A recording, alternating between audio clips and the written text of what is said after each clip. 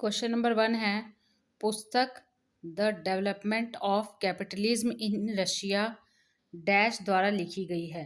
पुस्तक the development of capitalism in Russia किसके द्वारा लिखी गई है? तो सही आंसर है व्लादिमीर लेनिन। व्लादिमीर लेनिन के द्वारा। व्लादिमीर लेनिन द्वारा the development of capitalism in Russia 1899 पुस्तक लिखी गई। यह पुस्तक 1899 में प्रकाशित हुई थी। व्लादिमीर लेनिन एक रूसी क्रांतिकारी, राजनीतिज्ञ और राजनीतिक सिद्धांतवादी थे।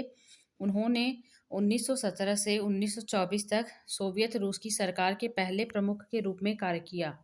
The state and revolution 1918, imperialism the highest stage of capitalism, साम्राज्यवाद पूंजीवाद का उच्चतम चरण 1917, what is to be done, what is to be done क्या करना है 1902 में, और empirio materialism and empirio criticism, भौतिक भौतिकवाद और अनुभवजन्य आलोचना 1909 में आदि लेनिन की महत्वपूर्ण रचनाएं हैं। तो ये सारी किताबों को एक बार ध्यान से देख लेना है। The development of capitalism in Russia 1899 में। उसके बाद दूसरी किताब है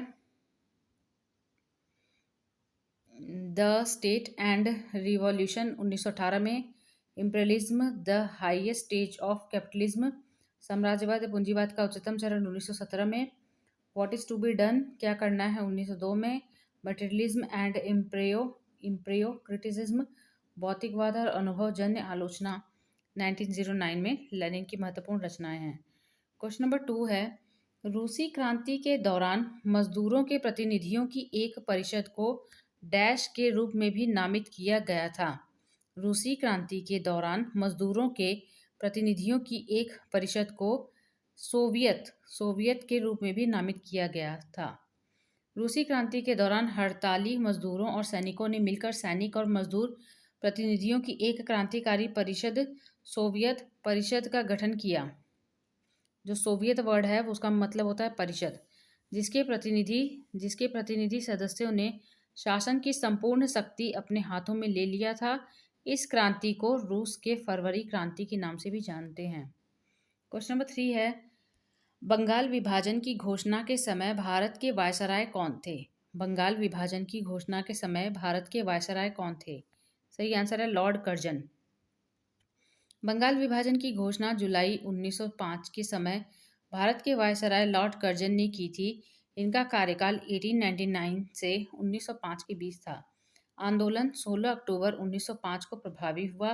बंगाल विभाजन की घोषणा से पूरे भारत में भारी आक्रोश और शत्रुता को जन्म दिया तथा कांग्रेस के सभी वर्गों, नरमपंथियों और गर्मपंथियों ने इसका विरोध किया। क्वेश्चन नंबर 4 है, निम्नलिखित में से फ्रांसीसी क्रांति के कारण क्या थे?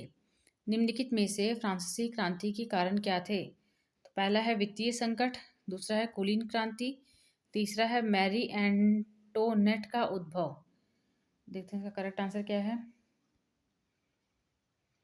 सही आंसर है सी में क्या दिया हुआ है? सी मीन्स 1 और सेकंड, वित्तीय संकट और कुलीन क्रांति। तो वित्तीय संकट और कुलीन क्रांति फ्रांसीसी क्रांति के कारण थे। थर्ड नहीं है इसका, तो 1 और 2 है, यहाँ पर लिखा हुआ है। फ्रांस की मध्यवर्गीय धनी एवं शिक्षित जनता कुलीन वर्ग के लोगों और चर्च के उच्च अधिकारियों से सदैव ईर्ष्या रखती थी। तो जो फ्रांस की मध्यवर्गीय धनी एवं शिक्षित जनता थी वह कुलीन वर्ग के लोगों और चर्च के उच्च अधिकारियों से सदैव ईर्ष्या रखती थी। फ्रांस की क्रांति को शुरुआत से तृतीय एस्टेट, बड़े व्यवसायी, व्यापारी, अदालती कर्मचारी, वकील, किसान और कारीगर, छोटे किसान, भूमिहीन मजदूर, नौकर इत्यादि की संपूर्ण जनता का भरपूर समर्थन दिया। फ्रांस द्वारा विभिन्न युद्धों में भाग लेने के कारण उसकी आर्थिक स्थिति खराब हो गई थी। राज दरबार के वर्साय महल की शान शौकत एवं उच्च श्रेणी के व्यक्तियों की विलास प्रियता के कारण साधारण जनता पर विभिन्न प्रकार के कर लगाए जाते थे और उनसे निर्दयता पूर्वक वसूली की जाती थी। फ्रांस में उच्च वर्ग एवं पादरी वर्ग को करों से मुक्त रखा गया। इस प्रकार दयनीय आर्थिक दशा भी फ्रांस की क्रांति का एक बड़ा कारण बना।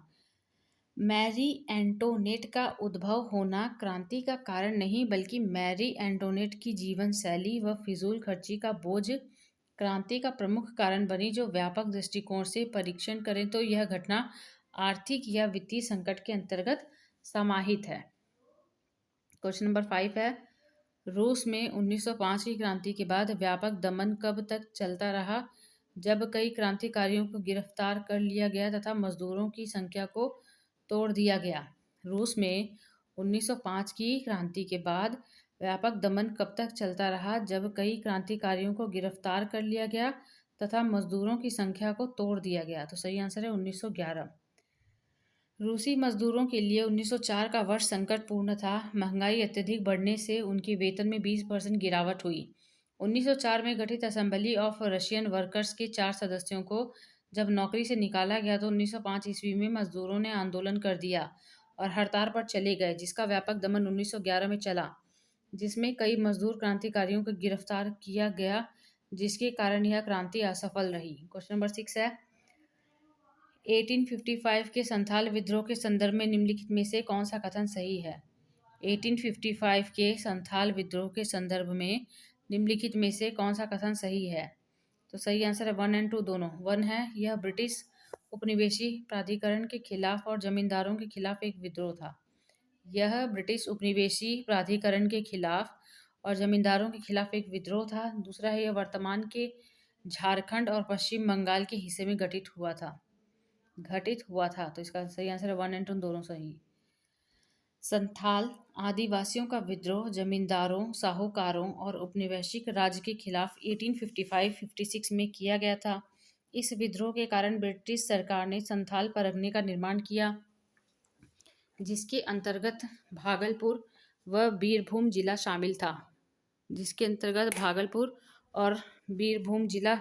शामिल था। जो वर्तमान में झारखंड व पश्चिम बंगाल के अंतर्गत आता है। तो संथाल विद्रोह 1855-56 में किया गया था।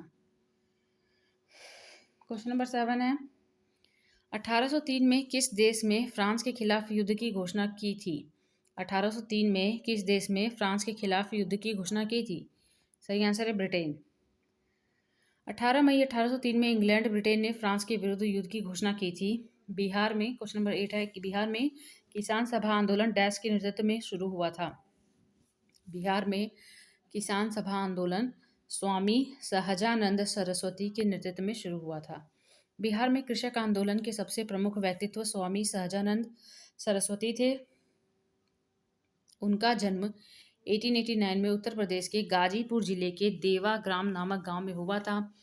इन्होंने अपना जीवन बिहार के किसानों की समस्याओं के प्रति समर्पित कर दिया। क्वेश्चन नंबर 9 है, बोल्शेविक पार्टी के संस्थापक कौन थे?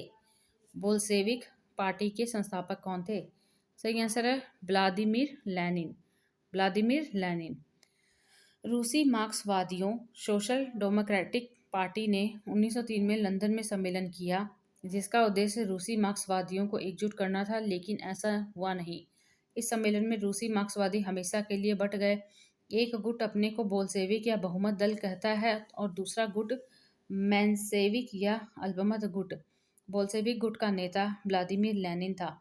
1912 में बहुमत गुट या बोल्शेविकों ने अपनी अलग पार्टी बनाई। क्वेश्चन नंबर 10 है, 1908 में बाल गंगाधर तिलक को कहाँ कैद किया गया था, जहां उन्होंने 6 वर्ष की सजा काटी थी? 1908 में बाल गंगाधर तिलक को कहाँ कैद किया गया था, जहां उन्होंने 6 वर्ष की सजा काटी थी? सही आंसर है मांडले। ब्रिटिश सरकार ने राष्ट्रवादी पत्रों के संपादकों कोई न कोई अभियोग लगाकर कड़े से कड़े दंड दिए। ब्रिटिश सरकार ने राष्ट्रवादी पत्रों के संपादकों को कोई न कोई अभियोग लगाकर कड़े से कड़े दंड दिए। बाल गंगाधर तिलक के समाचार पत्र केसरी में प्रकाशित देश का दुर्भाग्य शीर्षक लेख के कारण 1908 में काला पानी की 6 वर्ष की सजा सुनाई। इस सजा को काटने के लिए उन्हें बर्मा म्यांमार स्थित मांडले सेंट्रल जेल था वो म्यांमार में था कि कोठरी में 6 वर्ष बंद करके रखा गया था। तो जो मांडले सेंट्रल जेल था वो कहाँ था? म्यांमार में था। आज का बर्मा, अरे पहले का बर्मा, आज का म्यांमार। क्वेश्चन नंबर 11 है, किस वर्ष में भारतीय राष्ट्रीय कांग्रेस का प्रसिद्ध सूरत विभाजन हुआ था? किस वर्ष में भारतीय राष्ट्रीय कांग्रेस का प्रसिद्ध सूरत विभाजन हुआ था? सही आंसर 1907। 1907 में भारतीय राष्ट्रीय कांग्रेस का विभाजन सूरत अधिवेशन में हुआ था। कांग्रेस विभाजन का प्रमुख कारण कांग्रेस के अध्यक्ष पद का चुनाव था, जिसमें उदारवादी कांग्रेसी रास बिहारी घोष को अध्यक्ष बनाना चाहते थे और अतिवादी उग्रवादी कांग्रेसी तिलक या लाला लाजपत राय को चाहते थे। इसी कारण मतभेद उत्पन्न हुआ। अंततः उदारवादियों ने रास बिहारी घोष अध्यक्ष बनाने में सफल रहे। उदारवादियों ने रास बिहारी घोष को अध्यक्ष बनाने में सफल रहे। क्वेश्चन नंबर 12 है, राजा लुई 16 ने डैश में वित्तीय संकट के कारण संपदा जनरल की मांग की। राजा लुई 16 ने डैश में वित्तीय संकट के कारण संपदा जनरल की मांग की। सही आंसर है इसका 12 का सही आंसर है सी। सी में क्या दिया हुआ है? सी में 1780 के दशक 1780 के दशक 1780। राजा लुई 16 ने 1780 के दशक में वित्तीय संकट के निराकरण के लिए संपदा जनरल की मांग की थी। इस स्थिति को सुधारने के लिए लुई 16 ने क्रमशः तुर्जो, नेकर, केलोन, लोमेन, डी ब्रीन को वित्त मंत्री बनाया। तुर्जो, नेकर, केलोन, लोमेन और डी ब्रीन को वित्त मंत्री बनाया। इन वित्त मंत्रियों ने आर्थिक सुधार के लिए अनेक प्रयास किया, लेकिन राज्य की आर्थिक स्थिति में कोई सुधार नहीं हुआ व कुछ आर्थिक सुधार का विशिष्ट जनों के द्वारा विरोध हुआ था। इस वजह से केलोन ने राजा को सूचना दी कि राज्य दिवालियेपन की ओर उन्मुख है, जिसके कारण पूरे तंत्र में परिवर्तन के लिए विशिष्ट लोगों की सभा बुलाने का निर्णय हुआ। लेकिन इस संस्था के पास भी कोई समाधान नहीं था। विशिष्ट लोगों की सभा के सदस्य विशेषाधिकार वर्ग के लोगों ने यह स्पष्ट जानकारी दी कि स्टेट्स जनरल के माध्यम से ही राज्य को कर लगाने का अधिकार है, लेकिन पिछले 175 वर्षों से इस संस्था का कोई अधिवेशन नहीं हुआ था। लेकिन इस समस्या के समाधान के लिए 5 मई 1789 को वर्साय में अधिवेशन शुरू हुआ। क्वेश्चन नंबर 13 है, 18वीं शताब्दी में जेम्स हारग्रीव्स के किस आविष्कार ने औद्योगिक क्रांति में योगदान दिया था? 18वीं शताब्दी में जेम्स हारग्रीव्स के किस आविष्कार ने औद्योगिक क्रांति में योगदान दिया था? सही आंसर है स्पिनिंग जेनी। Spinning jenny. 18वीं शताब्दी में 1764 में जेम्स हारग्रीव्स द्वारा स्पिनिंग जेनी का आविष्कार किया, जिसका औद्योगिक क्रांति में महत्वपूर्ण योगदान रहा था। इस मशीन ने कताई की प्रक्रिया तेज कर दी और मजदूरों की मांग घटा दिया। क्वेश्चन नंबर 14 है, रूस में डैश की क्रांति 1917 की क्रांति के लिए ड्रेस रिहर्सल बन गई। रूस में 1905 की क्रांति 1917 की क्रांति के लिए ड्रेस रिहर्सल बन गई। 1905। व्लादिमीर लेनिन ने 1905 की क्रांति का द ग्रेट ड्रेस रिहर्सल कहा था और 1917 की क्रांति के दौरान कहा कि सारी दुनिया समाजवादी क्रांति का स्वागत करे और पूर्व की क्रांति के पदचिन्हों पर अब दूसरी क्रांति होनी चाहिए। क्वेश्चन नंबर 15 है, अंग्रेजों द्वारा लखनऊ पुनः अधिकार में कब लिया गया था? अंग्रेजों द्वारा लखनऊ को पुनः अधिकार में कब लिया गया था? सही आंसर है 1858। मार्च का महीना याद रखना, मार्च का महीना 1858। मार्च का महीना 1858। 1857 के लखनऊ में विद्रोह के पश्चात अंग्रेजों द्वारा लखनऊ पर पुनः अधिकार मुख्यतः मुख्य सेनापति सर कॉबिन कैंपबेल के नेतृत्व में मार्च 1858 तक कर लिया था। यद्यपि इक्का दुक्का झड़प विद्रोह सितंबर 1858 तक चला। क्वेश्चन नंबर 16 है, 1815 में 1815 में नेपोलियन को डैश में पराजित किया गया था। 1815 में नेपोलियन को वाटरलू में पराजित किया गया था। 18 जून 1815 को मित्र राष्ट्रों और नेपोलियन के बीच वाटरलू का प्रसिद्ध युद्ध हुआ, जिसमें नेपोलियन जो था अंतिम रूप से हार गया और उसके बाद उसे सेंट हेलेना के द्वीप में निर्वासित कर दिया गया था।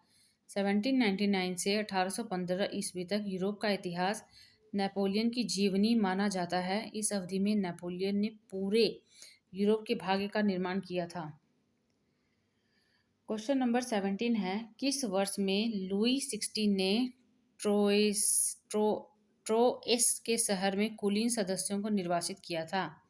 किस वर्ष में लुई 16 ने ट्रोयस के शहर में कुलीन सदस्यों को निर्वासित किया था? सही आंसर है 1787। 1787 में लुई 16 ने ट्रोयस ट्रोयस के शहर में कुलीन सदस्यों को निर्वासित किया था। ट्रोएस के शहर में कुलीन सदस्यों को निर्वासित किया था 1787 में। क्वेश्चन नंबर 18 है, गांधी इरविन समझौता पर डैश में हस्ताक्षर किए गए थे? गांधी इरविन समझौते पर डैश में हस्ताक्षर किए गए थे? सही आंसर है 1931। 5 मार्च 1931 को ब्रिटिश सरकार और कांग्रेस में गांधी इरविन समझौता हो गया। ब्रिटिश वायसराय ने इस बात की घोषणा कर दी कि संवैधानिक विकास का उद्देश्य भारत को डोमिनियन स्टेटस देना है। क्वेश्चन नंबर 19 है, भारतीय राष्ट्रीय कांग्रेस की पहली महिला अध्यक्ष कौन थी? भारतीय राष्ट्रीय कांग्रेस की पहली महिला अध्यक्ष कौन थी? सही आंसर है एनी बेसेंट। भारतीय राष्ट्रीय कांग्रेस की पहली महिला अध्यक्ष एनी बेसेंट थी। इन्होंने 1917 में कलकत्ता अधिवेशन की अध्यक्षता की, जबकि सरोजनी जो नायडू हैं वो भारतीय राष्ट्रीय कांग्रेस की पहली भारतीय महिला अध्यक्ष थी। ये 1925 में कांग्रेस के कानपुर अधिवेशन की अध्यक्षता थी। सरोजनी नायडू जो थी वो 1925 में कानपुर अधिवेशन की अध्यक्षता उन्होंने की थी। क्वेश्चन नंबर 20 है, विलय नीति किसने पेश की थी? विलय नीति किसने पेश की थी? सही आंसर है लॉर्ड डलहौजी। लॉर्ड डलहौजी ने अपने अधिग्रहण की नीति के लिए जिस साधन का सहारा लिया था वह था राज्य विलय का सिद्धांत, डॉक्ट्रिन ऑफ लैप्स। विलय नीति को इंग्लिश में बोलते हैं डॉक्ट्रिन ऑफ लैप्स या शांतिपूर्ण विलय व्यवगत का सिद्धांत। इस सिद्धांत के अनुसार अगर कोई सुरक्षा प्राप्त ब्रिटिश राज्य का शासक बिना एक प्राकृतिक उत्तराधिकारी के मृत्यु हो जाए तो उसके राज्य को दत्तक उत्तराधिकारी को नहीं सौंपा जाएगा, जैसा कि इस देश में पूर्व प्रचलित परंपरा चली आ रही थी। भाग सेकंड का क्वेश्चन नंबर 1 है, 1893 में किन देशों ने ट्रिपल अलायंस का विरोध करने के लिए एक समझौता गठित किया था? 1893 में किन देशों ने ट्रिपल अलायंस का विरोध करने के लिए एक समझौता गठित किया था? सही आंसर है इसका फ्रांस और रूस। 1883 ईस्वी में जर्मनी और ऑस्ट्रिया ने रोमानिया के साथ एक संधि की और यह संधि रूस के विरुद्ध थी। जर्मनी के बिस्मार्क को सदैव इस बात का भय रहता था कि यदि रूस नाखुश हो गया तो रूस फ्रांस के साथ मिलकर जर्मनी के लिए कठिन परिस्थिति पैदा कर सकता है। अतः उसने रूस को अपने पक्ष में रखने के लिए 1887 में पुनराश्वासन संधि किया था जिसका उद्देश्य यह था कि रूस फ्रांस के साथ घनिष्ठ संबंध कायम न रख सके, लेकिन बिस्मार्क के चांसलर पद से हटते ही फ्रांस ने कूटनीतिक तरीके से केवल 4 वर्षों की अल्प अवधि के लिए रूस के साथ एक मैत्री संधि 1894 करने में सफल हुआ। इस प्रकार जर्मनी के त्रिगुट के विरुद्ध फ्रांस और रूस के द्विगुट का निर्माण हुआ। तो जर्मनी के त्रिगुट के विरुद्ध फ्रांस और रूस के द्विगुट का निर्माण हुआ। क्वेश्चन नंबर 2 है, यह किसका विश्वास था कि यदि सामाजिक वातावरण का पुनर्निर्माण किया जा सकता है तो मानव स्वभाव को बदला जा सकता है? यह किसका विश्वास था कि यदि सामाजिक वातावरण का पुनर्निर्माण किया जा सकता है तो मानव स्वभाव को बदला जा सकता है? सही आंसर है रॉबर्ट ओवेन। सामाजिक वातावरण का पुनर्निर्माण किया जा सकता है तो मानव स्वभाव को बदला जा सकता है, यह मत रॉबर्ट ओवेन का था। क्वेश्चन नंबर 3 है, जब पृथ्वी सूर्य के सबसे निकट होती है तो उत्तरी गोलार्ध में डैश प्राप्त हो करेगा? जब पृथ्वी सूर्य के सबसे निकट होगी तो उत्तरी गोलार्ध डैश प्राप्त करेगा, तो क्या प्राप्त करेगा? कम मात्रा में सूर्यातप। सही आंसर है कम मात्रा में सूर्यातप। जब पृथ्वी सूर्य के सबसे निकट होगी तो उत्तरी गोलार्ध कम मात्रा में सूर्यातप प्राप्त करेगा तथा सर्दी का मौसम होगा, न कि गर्मी का। सूर्य के चारों ओर परिक्रमण के दौरान पृथ्वी 4 जुलाई को सूर्य से सबसे दूर अर्थात 15 करोड़ 20 लाख किलोमीटर दूर होती है। पृथ्वी की इस स्थिति को अपसौर कहा जाता है। 3 जनवरी को पृथ्वी सूर्य के सबसे निकट अर्थात 14 करोड़ 70 लाख किलोमीटर दूर होती है। इस स्थिति को उपसौर कहा जाता है। क्वेश्चन नंबर 4 है, निम्नलिखित में से कौन सा अंतर्वेधी आग्नेय चट्टान का सही उदाहरण है? कौन सा अंतर्वेधी आग्नेय चट्टान का सही उदाहरण है? सही आंसर है ग्रेनाइट।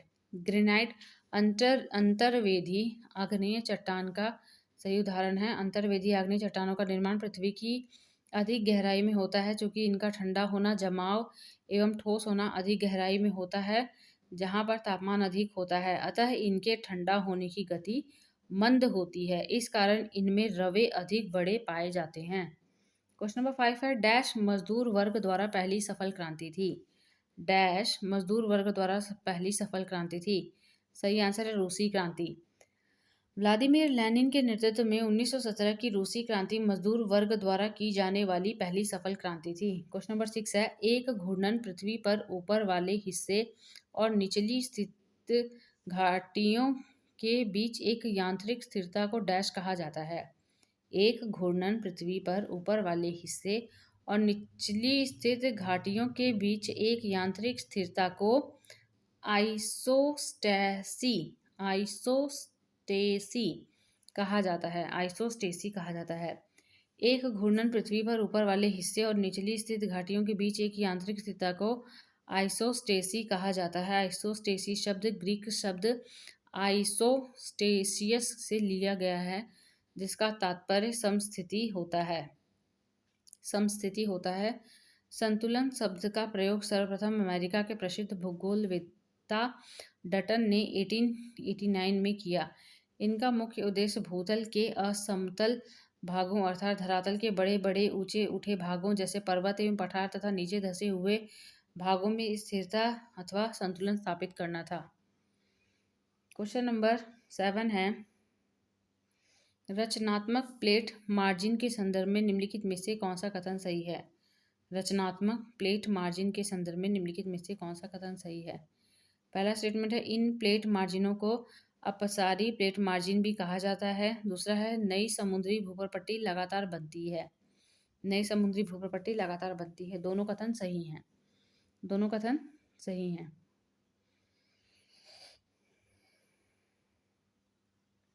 रचनात्मक प्लेट मार्जिन के संदर्भ में दो प्लेट विपरीत दिशाओं में अपसरित होती हैं। इन प्लेट मार्जिन को अपसारी प्लेट मार्जिन भी कहा जाता है। रचनात्मक किनारों के सहारे नए पदार्थों का निर्माण होता है तथा नई समुद्री भूपट्टी लगातार बनती है। जो नई समुद्री भूपट्टी है वो लगातार बनती रहती है और रचनात्मक किनारों के सहारे नए पदार्थों का निर्माण होता है। डाइवर्जेंट होता है। रचनात्मक का जो इंग्लिश मतलब है वो डाइवर्जेंट प्लेट के किनारे नए पदार्थ का निर्माण होता है, क्योंकि वो डाइवर्ट होती रहती है एक जगह से दूसरी जगह। यह प्रक्रिया मध्य महासागरीय कटक के सहारे संपन्न होती है। इस प्रकार कथन 1 और 2 दोनों सही हैं। क्वेश्चन नंबर 8 है, उस संगठन का नाम बताइए जिसने आर्कड्यूक फ्रांसिस फर्डिनेंड की हत्या की थी। उस संगठन का नाम बताइए जिसने आर्कड्यूक फ्रांसिस फर्डिनेंड की हत्या की थी। सही आंसर है black hand. Black hand.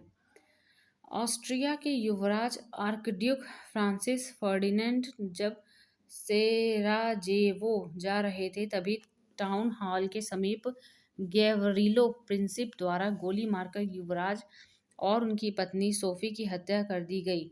Gavrilo Princip एक गुप्त समिति ब्लैक हैंड का सदस्य था। यह घटना प्रथम विश्व युद्ध 1914 का तत्कालीन कारण था। तो गैवरिलो जो प्रिंसिप था वो एक गुप्त समिति थी, ब्लैक हैंड उसका सदस्य था। यह घटना प्रथम विश्व युद्ध 1914 का तत्कालिक कारण बनी थी। क्वेश्चन नंबर 9 है, इटली में फांसीवाद के उदय का कारण क्या है? इटली में फांसीवाद के उदय का कारण क्या है? तो सही आंसर है डी, 1 और 2 दोनों। 1 क्या है? वर्साय की संधि से इतावली निराश थे। वर्साय की संधि से इतावली निराश थे। दूसरा, प्रथम विश्व युद्ध के बाद इटली की सामाजिक आर्थिक स्थिति। प्रथम विश्व युद्ध के बाद इटली की सामाजिक आर्थिक स्थिति। तो 1 और 2 दोनों सही है। थर्ड गलत है, फांसीवाद समाजवाद और साम्यवाद की फैलती विचारधारा से प्रभावित। ही गलत है। फांसीवादी विचारधारा का उदय प्रथम विश्व युद्ध के बाद इटली में मुसोलिनी के द्वारा सत्ता पर आसीन होने के बाद शुरू होता है, जिसके उदय में निम्नलिखित कारण हैं। पहला, प्रथम विश्व युद्ध में इटली की पराजय से उत्पन्न इटली की परिस्थिति व प्रथम विश्व युद्ध के बाद की गई संधि। दूसरा है उदारवादी लोकतंत्र की असफलता। तीसरा है साम्यवादी विचारों का प्रसार। चौथा है रूसी समाजवाद के विरोध में राष्ट्रवादी समाजवाद के विचार की लोकप्रियता। तो रूसी समाजवाद के विरोध में राष्ट्रवादी समाजवाद के विचार की लोकप्रियता। क्वेश्चन नंबर 10 है, विश्व युद्ध के दौरान कई संधियों पर हस्ताक्षर किए गए थे, निम्नलिखित में से कौन सा सही ढंग से सुमेलित है। तो विश्व युद्ध के दौरान कई संधियों पर हस्ताक्षर किए गए थे, तो कौन सा सही ढंग से सुमेलित है। तो सही आंसर इसका क्या है, 1 2 3 4, सेंट जर्मन संधि ऑस्ट्रिया, वर्साय संधि जर्मनी, न्यूली संधि हंगरी, त्रियान संधि तुर्की। तो इसका सही सही आंसर है सी। सी इसका सही आंसर है। सी में क्या दे रखा है, C 1 and 3, 1 and 2, first and second. C में 1 और 2 सेंट जर्मन संधि। जो सेंट जर्मन संधि थी वो ऑस्ट्रिया, वर्साय संधि जर्मनी। सेंट जर्मन संधि ऑस्ट्रिया, वर्साय संधि जर्मनी, ये दोनों सही है। एक बार पढ़ लेते हैं इसका पूरा फुल।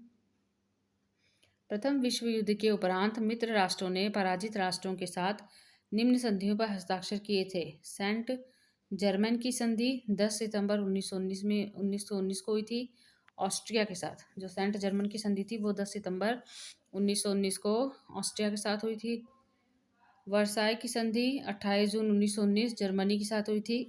न्यूली की संधि 27 नवंबर 1919 बुल्गारिया के साथ हुई थी। त्रियान की संधि 4 जून 1920 को हंगरी के साथ। सेब्रे की संधि 10 अगस्त 1920 को तुर्की के साथ। तुर्की के सेब्रे संधि ऐसे याद करना है। सेब्रे की संधि तुर्की के साथ। त्रियान हंगरी था। त्रियान नाम का एक लड़का था, वो बहुत हंगरी भूखा था। न्यूली बुल्गारिया, बुल्गारिया क्या है, न्यूली बना हुआ है, तो न्यूली बुल्गारिया। और वर्साय की संधि जर्मनी के साथ, वर्साय जर्मनी। सेंट जर्मेन की संधि ऑस्ट्रिया के साथ। सेंट जर्मेन नाम का एक आदमी था, उसकी शादी ऑस्ट्रिया से हुई। Saint Germain Austria, Versailles Germany, Neuilly Bulgaria Neuilly बना है। त्रियान नाम का लड़का बहुत हंगरी है। और सर्बे की संधि सेब तुर्की के, ऐसे याद रखना है। क्वेश्चन नंबर 11, निम्नलिखित में से किसे ठंडी हवा के रूप में अभिलक्षित किया जाता है। निम्नलिखित में से किसे ठंडी हवा के रूप में अभिलक्षित किया जाता है। सही आंसर है मिस्ट्रल को ठंडी हवा के रूप में अभिलक्षित किया जाता है। यह शीत ऋतु में उत्तर की ओर स्थित भूमियों तथा हिमच्छादित पर्वतों से उतरकर रोन नदी की घाटी में से गुजरती हुई फ्रांस के भूमध्य सागरीय तट पर बहने वाली ठंडी व शुष्क पवन है। यह पवन तापमान को हिमांक से भी नीचे गिरा देती है। संकीर्ण रोन घाटी से गुजरते हुए इसका वेग अधिक हो जाता है। क्वेश्चन नंबर 12 है, किस प्रकार की जलवायु को वर्ष भर सूर्यातप और बहुत कम तापमान की सामान्य अनुपस्थिति द्वारा अभिलक्षित किया जाता है। किस प्रकार की जलवायु को वर्ष भर सूर्यातप और बहुत कम तापमान की सामान्य अनुपस्थिति द्वारा अभिलक्षित किया जाता है। सही आंसर है सवाना जलवायु। सवाना प्रकार की जलवायु को वर्ष भर सूर्यातप और बहुत कम तापमान की सामान्य अनुपस्थिति द्वारा अभिलक्षित किया जाता है। सवाना तुल्य जलवायु प्रदेश AW का अक्षांशीय विस्तार भूमध्य रेखा के दोनों ओर 5 डिग्री या 10 डिग्री से प्रारंभ होकर 15 डिग्री या 20 डिग्री अक्षांश तक पाया जाता है। इस तरह इस जलवायु की स्थिति भूमध्य रेखीय निम्न वायुदाब तथा उपोष्ण कटिबंधीय उच्च वायुदाब के बीच है। इस जलवायु का विस्तार वेनेजुएला, कोलंबिया, दक्षिणी मध्य ब्राज़ील, पराग्वे, अफ्रीका महाद्वीप में विषुवत रेखीय जलवायु के उत्तर और दक्षिण सूडान में सर्वाधिक विस्तार एवं उत्तरी ऑस्ट्रेलिया में पाया जाता है। इस प्रकार इस प्रश्न का उत्तर डी सही है। डी क्या दिया है, सवाना जलवायु। क्वेश्चन नंबर 13 है, गर्म सतह पर ठंडी हवा के परिवहन के कारण बनने वाले कोहरा डैश होते हैं। गर्म सतह पर ठंडी हवा के परिवहन के कारण बनने वाले कोहरा भाप कोहरा होता है। भाप कोहरा का निर्माण सामान्यतः झीलीय क्षेत्र में होता है। जब शीतकाल की शुरुआत होती है तब झील के समीपवर्ती क्षेत्र की वायु तापमान एवं झील के जल की सतह का तापमान सापेक्षिक रूप से अधिक होता है तथा गर्म सतह पर ठंडी हवा के प्रवाहित होने के कारण वायु के संघनन की प्रक्रिया शुरू होती है, जिसके परिणामस्वरूप भाप कोहरा का निर्माण होता है। क्वेश्चन नंबर 14 है, निम्नलिखित में से कौन सा वैज्ञानिक पृथ्वी की उत्पत्ति से संबंधित सुपरनोवा परिकल्पना से संबंधित है? निम्नलिखित में से कौन सा वैज्ञानिक पृथ्वी की उत्पत्ति से संबंधित सुपरनोवा परिकल्पना से संबंधित है? सही आंसर है इसका B, F Hoyle. F Hoyle महोदय पृथ्वी की उत्पत्ति से संबंधित सुपरनोवा परिकल्पना से संबंधित हैं। सुपरनोवा परिकल्पना इंग्लैंड के होयल तथा लिटिलटन ने 1946 में प्रस्तुत की। अंतरिक्ष में अनेकों तारे ऐसे हैं जो अचानक 1000 गुना अधिक तीव्रता में चमकने लगते हैं। इन्हें नवतारा नोवा के नाम से पुकारते हैं। इनकी चमक सूर्य की चमक से 25,000 गुना होती है।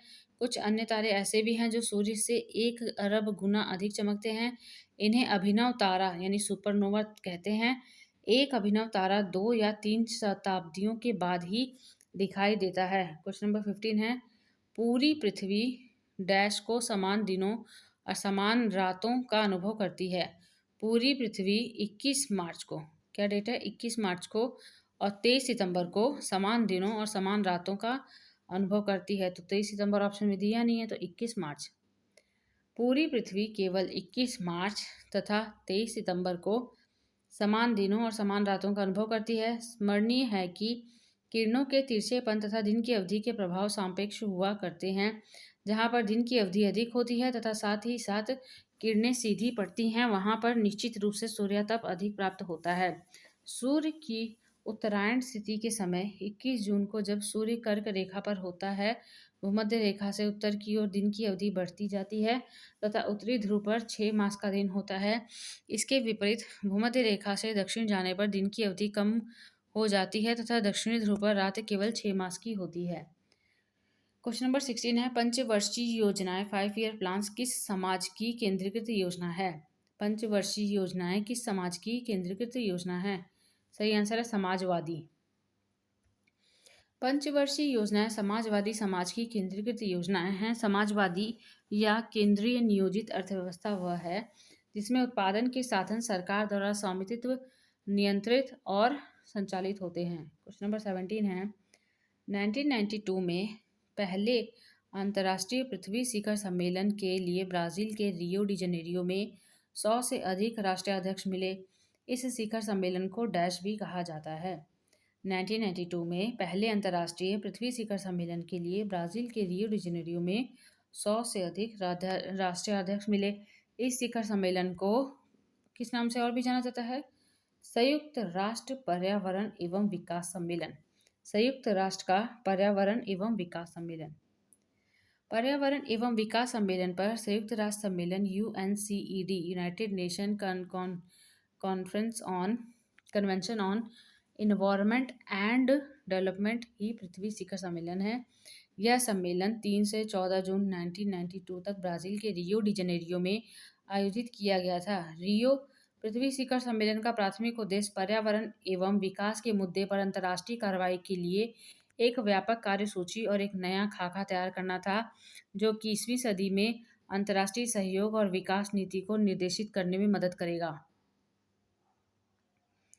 क्वेश्चन नंबर 18 है, निम्नलिखित में से कौन सा फ्रांसीसी क्रांति का दीर्घकालिक कारण है? निम्नलिखित में से कौन सा फ्रांसीसी क्रांति का दीर्घकालिक कारण है? तो पहला और तीसरा। पहला क्या है? ज्ञान की भाषा का बढ़ता प्रचलन, और तीसरा है सबसे पुराने महान परिवारों की तरफ से विरोध। तो 1 और 3, वित्तीय संकट नहीं है। ज्ञान की क्योंकि पूछा दीर्घकालिक कारण कौन कौन सा था, तो ज्ञान की भाषा का बढ़ता प्रचलन और सबसे पुराने महान परिवारों की तरफ से विरोध, क्योंकि दीर्घकालिक कारण पूछा है। फ्रांसीसी क्रांति के पहले के वर्षों को सामान्यतः प्रबुद्धता का युग माना जाता है। इस काल में यूरोप में अनेक विचारकों और लेखकों का आविर्भाव हुआ, जिन्हें दार्शनिक फिलोसफर कहा जाता था। इन्हें फ्रांसीसी क्रांति की आत्मा कहा गया है। इन दार्शनिकों में मॉन्टेग्यू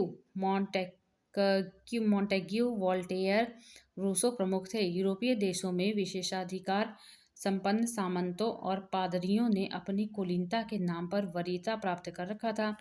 नेपोलियन का कथन है कि फ्रांसीसी क्रांति मुख्य रूप से इस अहम सामाजिक असमानता के कारण हुई थी। स्वतंत्रता तो केवल बहाना मात्र था। लॉर्ड एक्टर ने लिखा है कि क्रांति विशेषाधिकार के विरुद्ध तथा समानता के पक्ष में एक महान विद्रोह था। इस क्रांति का नारा था स्वतंत्रता, समानता व भ्रातृत्व।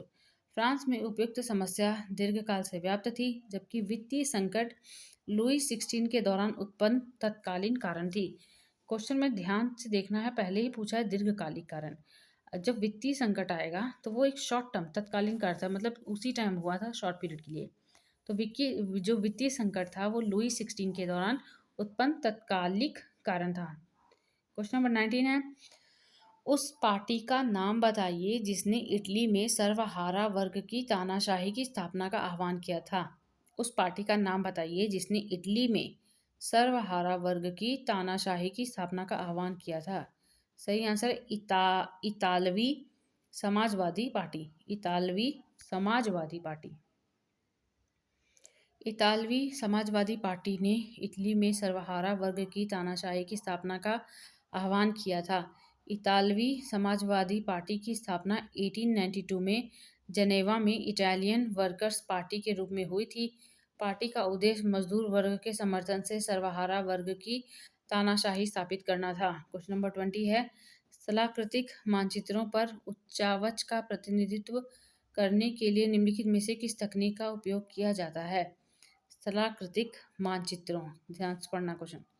स्थलाकृतिक मानचित्रों पर उच्चावच का प्रतिनिधित्व करने के लिए निम्नलिखित में से किस तकनीक का उपयोग किया जाता है। सही आंसर है 1 और 2 दोनों, हचूर और पहाड़ी छायाकरण। पहली बार पढ़ रही होगी इस तरह का क्वेश्चन, हचूर और पहाड़ी छायाकरण। स्थलाकृतिक मानचित्रों पर उच्चावच का प्रतिनिधित्व करने के लिए हैश्यूर, हचूर दिया हुआ है, हचूर नहीं है, हैश्यूर है, हैश्यूर तथा पहाड़ी छायाकरण दोनों विधियों का उपयोग किया जाता है। हैश्यूर विधि, हचूर को कितना गलत दिया, हैश्यूर नाम है, सही नाम है हैश्यूर। हैश्यूर विधि, इस विधि के अंतर्गत बारीक एवं पास पास खींची गई खंडित रेखाओं के द्वारा पर्वतीय छायाकरण करके मानचित्र में उच्चावच का प्रदर्शन किया जाता है। पहाड़ी छायाकरण, इसे प्लास्टिक छायाकरण भी कहा जाता है। इस विधि से प्रदर्शित उच्चावच ऊपर से लिए गए फोटोग्राफ के समान प्रतीत होता है। यह विधि छोटी मापनी पर बनाए गए मानचित्र के लिए विशेष रूप से उपयोगी होता है। क्वेश्चन भाग थर्ड का क्वेश्चन नंबर 1 है। भाग थर्ड का क्वेश्चन नंबर 1, डेक्कन ट्रैप निम्नलिखित में से किस कालखंड में बनना शुरू हुआ था। जो डेक्कन ट्रैप है वो निम्नलिखित में से किस कालखंड में बनना शुरू हुआ था। सही आंसर क्रिटेशियस काल, क्रिटेशियस। कैसे याद रखना है, डी से डेक्कन ट्रैप, सी से क्रिटेशियस काल, तो सी और डी, डेक्कन ट्रैप क्रिटेशियस काल, क्रिटेशियस काल। ठीक, डेक्कन ट्रैप मुख्य रूप से क्रिटेशियस कालखंड में बनना शुरू हुआ था।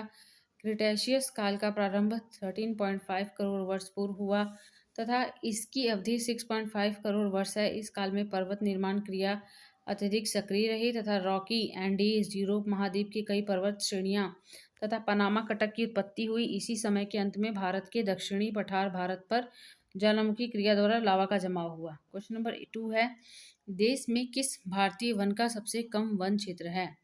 देश में किस भारतीय वन का सबसे कम वन क्षेत्र है। सही आंसर है मैंग्रोव वन सबसे कम है। मैंग्रोव वन गिवन ऑप्शन में सबसे कम है। देश में भारतीय वन का सबसे कम वन क्षेत्र मैंग्रोव वन का है। तो 17वीं रिपोर्ट है, 13वीं जो 2021 में 17वीं रिपोर्ट है और 2023 की जो है वो 18वीं रिपोर्ट के हिसाब से भी मैंग्रोव वन का क्षेत्रफल सबसे कम है, 4992 वर्ग किलोमीटर है, जो देश के कुल भौगोलिक क्षेत्र का 0.15% है। ज्ञातव्य है कि वैश्विक स्तर पर मैंग्रोव वन में भारत की हिस्सेदारी 3% है। तो उष्णकटिबंधीय कटंकी वन, उष्णकटिबंधीय सदाबहार वन और अल्पाइन और उप अल्पाइन वनों से भी कम है मैंग्रोव वन। क्वेश्चन नंबर 3 है, निम्नलिखित में से कौन सा जनसंख्या संरचना का आर्थिक गुण है? निम्नलिखित में से कौन सा जनसंख्या संरचना का आर्थिक गुण है? सही आंसर है व्यावसायिक संरचना। व्यावसायिक संरचना। लिंग, आयु, वैवाहिक स्थिति, शिक्षा, व्यवसाय जैसे निर्दिष्ट व्यक्तिगत गुण वाले लोगों के समूह के भीतर वितरण को जनसंख्या संरचना कहा जाता है। आर्थिक रूप से क्रियाशील जनसंख्या का प्रतिशत विकास का एक महत्वपूर्ण सूचक है। विभिन्न प्रकार के व्यवसायों के अनुसार किए गए जनसंख्या के वितरण को व्यावसायिक संरचना कहा जाता है। अतः व्यावसायिक संरचना जनसंख्या संरचना के आर्थिक गुण को संदर्भित करता है। क्वेश्चन नंबर 4 है, उत्तर पूर्व से दक्षिण पश्चिम तिरछे उन्मुख क्लाइमोग्राफ डैश प्रकार की जलवायु का प्रतिनिधित्व करता है। उत्तर पूर्व से दक्षिण पश्चिम तिरछे उन्मुख क्लाइमोग्राफ डैश प्रकार की जलवायु का प्रतिनिधित्व करता है। सही आंसर है मानसून। उत्तर पूर्व से दक्षिण पश्चिम तिरछे उन्मुख क्लाइमोग्राफ मानसून प्रकार की जलवायु का प्रतिनिधित्व करता है। किसी स्थान की औसत आर्द्र बल्ब तापमान एवं अपेक्षित आर्द्रता आंकड़ों को ग्राफ पेपर पर एक दूसरे के सामने अंकित कर बनाए गए आरेख को उस स्थान का क्लाइमोग्राफ कहा जाता है। इस आरेख को पहली बार ग्रिफिथ टेलर द्वारा बनाया गया था। टेलर द्वारा बनाए गए आरेख को देखकर किसी स्थान की जलवायु संबंधी सामान्य दशाओं की जानकारी प्राप्त की जा सकती है। निम्नलिखित में से कौन सा भारत में विशेष आर्थिक क्षेत्र SEZ में से एक है? निम्नलिखित में से कौन सा भारत में विशेष आर्थिक क्षेत्र SEZ में से एक है? सही आंसर है इसका 5 का सही आंसर है 5 का सी में क्या दिया हुआ है? 5 का सही आंसर है सी, कांडला विशेष आर्थिक क्षेत्र। कांडला विशेष आर्थिक क्षेत्र। वाणिज्य और उद्योग मंत्रालय के तत्वाधान में भारत में विशेष आर्थिक क्षेत्र द्वारा 22 नवंबर 2022 को जारी सूची के अनुसार भारत में 7 विशेष आर्थिक क्षेत्र स्पेशल इकोनॉमिक जोन हैं जो निम्नलिखित हैं। SEZ यानी स्पेशल इकोनॉमिक जोन का नाम और अवस्थित। Kandla special economic zone Kandla Gujarat में है। स्पिज SEEPZ जो स्पेशल इकोनॉमिक जोन वो मुंबई महाराष्ट्र में है। नोएडा उत्तर प्रदेश में। MEPZ चेन्नई तमिलनाडु में। कोचीन केरल में। फाल्टा पश्चिम बंगाल में। विशाखापत्तनम आंध्र प्रदेश में। क्वेश्चन नंबर 6 है, गहन निर्वाह कृषि के संदर्भ में निम्नलिखित में से कौन सा कथन सही है? गहन निर्वाह कृषि के संदर्भ में निम्नलिखित में से कौन सा कथन सही है? इसका सही आंसर है 1 और 2 दोनों। यह भूमि पर उच्च जनसंख्या दबाव वाले क्षेत्रों में प्रचलित है। यह भूमि पर उच्च जनसंख्या दबाव वाले क्षेत्रों में प्रचलित है। दूसरा, सारा काम हाथ के औजारों से होता है। गहन निर्वाह कृषि में यह भूमि पर उच्च जनसंख्या दबाव वाले क्षेत्रों में प्रचलित है और सारा काम हाथ के औजारों से होता है। सही आंसर है बी, 1 और 2 दोनों सही है। गहन निर्वाह कृषि में किसान साधारण औजारों और अधिक श्रम का उपयोग करके भूमि की एक छोटे से भूखंड पर खेती करता है। यह कृषि उच्च जनसंख्या दबाव वाले क्षेत्रों में प्रचलित है। अधिक धूप वाले दिनों से युक्त जलवायु और उर्वर मृदा वाले खेत में एक वर्ष में एक से अधिक फसलें उगाई जा सकती हैं। गहन निर्वाह कृषि दक्षिण पूर्वी और पूर्वी एशिया के सघन जनसंख्या वाले मानसूनी प्रदेशों में प्रचलित है। क्वेश्चन नंबर 7 है, निम्नलिखित में से कौन सा नमक का संयोजन समुद्री जल में उनके प्रतिशत के अवरोही क्रम में सही ढंग से अनुक्रमित है? निम्नलिखित में से कौन सा नमक का संयोजन समुद्री जल में उनके प्रतिशत के अवरोही क्रम में सही ढंग से अनुक्रमित है? सही आंसर है इसका C, sodium chloride, magnesium chloride, calcium carbonate. तो पहले आएगा सोडियम क्लोराइड, मैग्नीशियम फिर क्लोराइड, फिर आएगा कैल्शियम कार्बोनेट। समुद्री जल में प्रतिशत के आधार पर लवणता का अवरोही क्रम इस प्रकार है। तो समुद्री जल में प्रतिशत के आधार पर लवणता का अवरोही क्रम इस प्रकार है। पहले आता है लवण के प्रकार और मात्रा। सबसे ज़्यादा मात्रा पाई जाती है सोडियम क्लोराइड की 77.8%, 77.8% सोडियम क्लोराइड। फिर magnesium chloride 10.8%, magnesium sulphate 4.7%, calcium sulphate 3.6%, potassium sulphate 2.5%, calcium carbonate 0.3%, magnesium bromide 0.2%। तो सबसे ज़्यादा आता है सोडियम क्लोराइड, फिर magnesium chloride, magnesium sulphate, calcium sulphate, potassium sulphate, calcium carbonate, magnesium bromide. Question number 8 है, निम्नलिखित में से कौन सा एक जैव विविधता हानि का मानव जनित कारण है? निम्नलिखित में से कौन सा जैव विविधता हानि का मानव जनित कारण है? तो दोनों हैं, सही आंसर इसका बी, 1 और 2 दोनों। तो 1 क्या है? वनों की कटाई और निर्माण कार्य के कारण पौधों और जानवरों की प्रजातियों के आवासों का विखंडन। दूसरा है पूरी तरह से अलग पारिस्थितिकी तंत्र में विदेशज प्रजातियों का सभिप्राय या अज्ञातकृत परिचय। जैव विविधता हानि का मानव जनित कारण वनों की कटाई और निर्माण कार्य के कारण पौधों और जानवरों की प्रजातियों के आवासों का विखंडन है। इसके साथ ही साथ पूरी तरह से अलग पारिस्थितिकी तंत्र में विदेशज प्रजातियों का साभिप्राय या अज्ञातकृत परिचय भी इसके अंतर्गत आता है। यानी कि जो विदेशज यानी जो इन्वेसिव प्रजाति हैं, अगर वो हमारे उसमें घुस जाएं, पारिस्थितिकी तंत्र में, इकोसिस्टम में प्रवेश कर जाएं, तो वो भी खतरा है। इसके अतिरिक्त वायु प्रदूषण, जल प्रदूषण, मृदा प्रदूषण एवं ग्लोबल वार्मिंग, ये सभी कारक अधिक जनसंख्या से जुड़े हुए हैं जो जैव विविधता के ऊपर संयुक्त रूप से प्रभाव डालते हैं। इस प्रकार उपयुक्त दिए गए दोनों कथन सत्य हैं। क्वेश्चन नंबर 9 है, कपास का सबसे बड़ा निर्यातक कौन सा देश है? कपास का सबसे बड़ा निर्यातक कौन सा देश है? सही आंसर है संयुक्त राज्य अमेरिका। कपास का सबसे बड़ा निर्यातक देश यानी सबसे ज़्यादा एक्सपोर्ट कौन करता है? तो संयुक्त राज्य अमेरिका है। कपास मुख्यतः उष्ण कटिबंधीय पौधा है। इसकी कृषि 40 डिग्री उत्तरी अक्षांश से 30 डिग्री दक्षिणी अक्षांश के बीच अधिक होती है। तो 40 डिग्री उत्तरी अक्षांश से 20 डिग्री दक्षिणी अक्षांशों के बीच अधिक होती है। अमेरिकन कपास के रेशे लंबे होते हैं, जबकि रुई तथा उपज देसी कपास से अधिक मिलता है। विश्व में मध्यम रेशे वाली कपास की कृषि सबसे अधिक होती है। कपास को सफ़ेद सोना की उपमा भी दी गई है। क्वेश्चन नंबर 10 है, प्रशांत सुनामी चेतावनी प्रणाली डैश में स्थापित की गई थी? प्रशांत सुनामी चेतावनी प्रणाली डैश में स्थापित की गई थी? सही आंसर है 1965। प्रशांत सुनामी चेतावनी प्रणाली PTWS 1965 में स्थापित की गई थी। प्रशांत के सदस्य राज्यों को शामिल करने वाला एक अंतर्राष्ट्रीय सहकारी प्रयास ICS PTWS नियमित रूप से प्रगति की समीक्षा करने और गतिविधियों के समन्वय के लिए बैठक करता है, जिसके परिणामस्वरूप सेवा में सुधार होता है। PTWS में प्रशांत महासागर के 46 देश और उसके सीमांत समुद्र शामिल हैं। क्वेश्चन नंबर 11 है, निम्नलिखित में से कौन सा एक अंतर्जात खतरा है? निम्नलिखित में से कौन सा एक अंतर्जात खतरा है? पहला है ज्वालामुखी आपदा, दूसरा है सुनामी, तीसरा है भूकंप। सही आंसर है ए, 1, 2, 3 तीनों। ज्वालामुखी भी है, सुनामी भी है और भूकंप भी है। ज्वालामुखी, सुनामी तथा भूकंप ये सभी अंतर्जात खतरे के अंतर्गत आते हैं। पृथ्वी के अंदर से निकलने वाली ऊर्जा भू आकृतिक प्रक्रियाओं के लिए प्रमुख बल स्रोत होती है। पृथ्वी के अंदर की ऊर्जा अधिकांश रेडियोधर्मी क्रियाओं, घूर्णन एवं ज्वारीय घर्षण एवं पृथ्वी की उत्पत्ति ऊष्मा द्वारा उत्पन्न होती है। भूतापीय प्रवणता एवं अंदर की ऊष्मा प्रवाह, भूपर्पट्टी की मोटाई एवं दृढ़ता में अंतर के कारण अंतर्जनित बलों के कार्य समान नहीं होते हैं। अतः विवर्तनिक द्वारा नियंत्रित मूल भूपर्पट्टी की सतह असमतल होती है।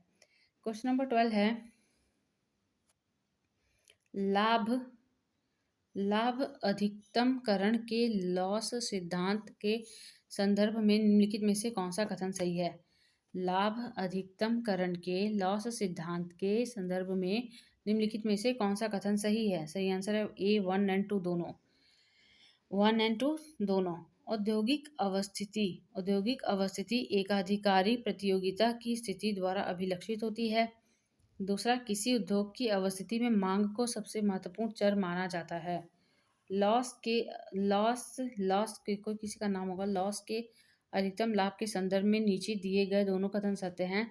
लॉस के अधिकतम लाभ के सिद्धांत के संदर्भ में औद्योगिक अवस्थिति एकाधिकारी प्रतियोगिता की स्थितियों द्वारा अभिलक्षित होती है तथा उद्योग की अवस्थिति में मांग को सबसे महत्वपूर्ण चर माना जाता है।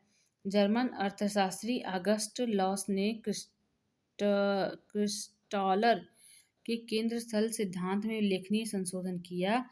लॉस ने वस्तु की मांग से संबंधित बाजार क्षेत्र के विचार को मांग शंकु से समझाया है। क्वेश्चन नंबर 13 है, ग्रेटर हिमालय के संदर्भ में निम्नलिखित में से कौन सा कथन सही है? ग्रेटर हिमालय के संदर्भ में निम्नलिखित में से कौन सा कथन सही है? तो पहला स्टेटमेंट है, वे लघु हिमालय और शिवालिक की तुलना में कम वर्षा प्राप्त करते हैं। जो ग्रेटर हिमालय हैं वे लघु हिमालय और शिवालिक की तुलना में कम वर्षा प्राप्त करते हैं। सही स्टेटमेंट है। दूसरा है, धौलागिरी पर्वत श्रृंखला इसी क्षेत्र में स्थित है। जो धौलागिरी पर्वत श्रृंखला है वो ग्रेटर हिमालय के क्षेत्र में ही स्थित है। ये भी सही है। जो तीसरा दिया है, यह लघु हिमालय के दक्षिण में स्थित है। ये गलत है। लघु हिमालय के दक्षिण में नहीं, उत्तर में स्थित है। ग्रेटर हिमालय मुख्यतः लघु हिमालय और शिवालिक की तुलना में कम वर्षा प्राप्त करते हैं, क्योंकि ऊपर है ना, तो ज़्यादा ठंडी है, पश्चिम की तरफ है यानी ऊपर की तरफ है। तो ग्रेटर हिमालय मुख्यतः लघु हिमालय और शिवालिक की तुलना में कम वर्षा प्राप्त करते हैं। सही है। धौलागिरी, अन्नपूर्णा, मकालू, नंदा देवी, बद्रीनाथ, नीलकंठ एवं केदारनाथ पर्वत श्रृंखला ग्रेटर हिमालय में ही अवस्थित है। इस प्रकार कथन 1 एंड 2 सत्य है, जबकि कथन 3 असत्य है, क्योंकि ग्रेटर हिमालय लघु हिमालय के दक्षिण में न होकर उत्तर में स्थित है, यानी लघु हिमालय के ऊपर ऊपर है, उत्तर में। तो ग्रेटर हिमालय को हिमाद्री या महान अथवा आंतरिक हिमालय की संज्ञा प्रदान की गई है। यह हिमालय की सर्वोच्च तथा सबसे ऊपरी श्रेणी है। क्वेश्चन नंबर 14 है, भारत की निम्नलिखित में से कौन सी रेशे वाली फसल काली मिट्टी पर उगाई जाती है? भारत की निम्नलिखित में से कौन सी रेशे वाली फसल काली मिट्टी पर उगाई जाती है? सही आंसर है कपास। भारत की काली मिट्टी पर उगाई जाने वाली प्रमुख रेशे वाली फसल कपास है। कपास मालवेसी कुल का सदस्य है। जो कपास है वो मालवेसी कुल का सदस्य है। यह एक उष्णकटिबंधीय पौधा है। इसकी कृषि 40 डिग्री उत्तरी अक्षांश से 30 डिग्री दक्षिणी अक्षांशों के बीच अधिक होती है। भारत को कपास के पौधे का मूल स्थान माना जाता है। भारत में मुख्यतः दक्कन पठार के शुष्कतर भागों में काली मिट्टी कपास उत्पादन के उपयुक्त मानी जाती है। क्वेश्चन नंबर 15 है, अलकनंदा नदी किस ग्लेशियर से निकलती है? अलकनंदा जो नदी है वो किस ग्लेशियर से निकलती है? सही आंसर है सतोपथ ग्लेशियर से। सतोपथ ग्लेशियर से। अलकनंदा नदी का उद्गम स्थल अलकापुरी स्थित सतोपथ हिमानी यानी ग्लेशियर से निकलती है। यह चमोली, टिहरी और पौड़ी गढ़वाल जिलों से होकर प्रवाहित होती है। सुप्रसिद्ध तीर्थ बद्रीनाथ अलकनंदा के तट पर अवस्थित है। अलकनंदा की दो धाराएं धौली गंगा एवं विष्णु गंगा विष्णुप्रयाग के निकट परस्पर मिलती हैं। क्वेश्चन नंबर 16 है, निम्नलिखित में से कौन सा तीव्र गति वाले भूस्खलन का एक प्रकार है? निम्नलिखित में से कौन सा तीव्र गति वाले भूस्खलन का एक प्रकार है? सही आंसर है केवल 1 C, rock slide. Rock slide. Rock slide तीव्र गति वाले भूस्खलन का एक प्रकार है। भूस्खलन सामूहिक स्थानांतरण का एक प्रक्रम है जिसमें सैलें तथा सैलचूर्ण गुरुत्व के कारण ढालों पर से नीचे की ओर सरकते हैं। पदार्थ एवं उसके स्थानांतरण के आधार पर भूस्खलन अनेक प्रकार के होते हैं, जिनमें सैल या मृदा अवपतन, सपर्ण प्रवाह आदि विशेष रूप से उल्लेखनीय है। वहीं मड फ्लो वृहत संचलन के अंतर्गत आते हैं। इन्हें भूस्खलन के अंतर्गत सम्मिलित नहीं किया जाता है। इस प्रकार कथन केवल 1 सही है। इस प्रश्न का विकल्प सी सही है, जबकि आयोग ने इसे ए सही माना है, तो इसका सही आंसर केवल सी होगा। क्वेश्चन नंबर 17 है, भारत के निम्नलिखित में से किस राज्य या संघ राज्य क्षेत्र में करेवा मिट्टी पाई जाती है? भारत के निम्नलिखित में से किस राज्य या संघ राज्य क्षेत्र में करेवा मिट्टी पाई जाती है? सही आंसर है जम्मू और कश्मीर। करेवा मिट्टी मुख्य रूप से भारत के जम्मू कश्मीर केंद्र शासित प्रदेश में पाई जाती है। कश्मीर में करेवा शब्द का अर्थ है ऊंचा टेबल लैंड या ऊंचा मैदान। कश्मीर हिमालय में अनेक दर्रे हैं, जैसे करेवा, हिमनद, चिकनी मिट्टी और दूसरे पदार्थों का हिमोड़ पर मोटी परत के रूप में जमाव है। करेवा मुख्य रूप से केसर की एक सानी किस्म जफरान की खेती के लिए उपयोगी है। क्वेश्चन नंबर 18 है, मृदा परिच्छेद में किस संस्तर को ऊपरी मृदा कहा जाता है? मृदा परिच्छेद यानी सॉइल प्रोफाइल में किस संस्तर यानी किस होराइजन को ऊपरी मृदा कहा जाता है? टॉप सॉइल किसे कहा जाता है? Which horizon in the soil profile is called the top soil? सही आंसर है A horizon. A horizon, A horizon या होराइजन भी कहते हैं। मृदा परिच्छेदिका का ए संस्तर सबसे ऊपरी खंड होता है जहां पौधे को वृद्धि के लिए अनिवार्य जैव पदार्थों का खनिज पदार्थ, पोषक तत्वों तथा जल से संयोग होता है। क्वेश्चन नंबर 19 है। क्वेश्चन नंबर अच्छा अभी आगे है इसमें। बी संस्तर, ए संस्तर तथा सी संस्तर के बीच संक्रमण खंड होता है जिसे नीचे व ऊपर दोनों से पदार्थ प्राप्त होते हैं। सी संस्तर की रचना ढीली जनक सामग्री से होती है। क्वेश्चन नंबर 19 है। राष्ट्रीय राजमार्ग 1 भारत के किस राज्य केंद्र शासित प्रदेश से होकर गुजरता है? राष्ट्रीय राजमार्ग जो 1 है NH1 भारत के किस राज्य या संघ केंद्र शासित प्रदेश से होकर गुजरता है? सही आंसर है जम्मू कश्मीर। राष्ट्रीय राजमार्ग वर्ग NH1 भारत के जम्मू और कश्मीर व लद्दाख केंद्र शासित प्रदेश से होकर गुजरता है जिसकी कुल लंबाई 422 किलोमीटर है। राष्ट्रीय राजमार्गों के निर्माण तथा रखरखाव की जिम्मेदारी भारत सरकार की है। इसका नियंत्रण केंद्रीय लोक निर्माण विभाग द्वारा किया जाता है। क्वेश्चन नंबर 20 है। चावल का सबसे बड़ा उत्पादक कौन सा देश है? चावल का सबसे बड़ा उत्पादक कौन सा देश है? सही आंसर है चीन। चावल का सबसे बड़ा उत्पादक देश चीन है जबकि दूसरा व तीसरा स्थान भारत व बांग्लादेश का है। तो सबसे पहले चाइना, फिर भारत, फिर बांग्लादेश का है। चावल एक उष्णकटिबंधीय फसल है जिसके लिए 24 डिग्री सेल्सियस के औसत तापमान की आवश्यकता होती है जिसमें बोते समय 20 डिग्री सेल्सियस एवं पकते समय 27 डिग्री सेल्सियस तापमान की जरूरत पड़ती है। इसके अलावा 150 सेंटीमीटर की वार्षिक वर्षा तथा गहरी उपजाऊ चीका या दोमट मिट्टी की आवश्यकता होती है। भाग 4 का क्वेश्चन नंबर 1 है।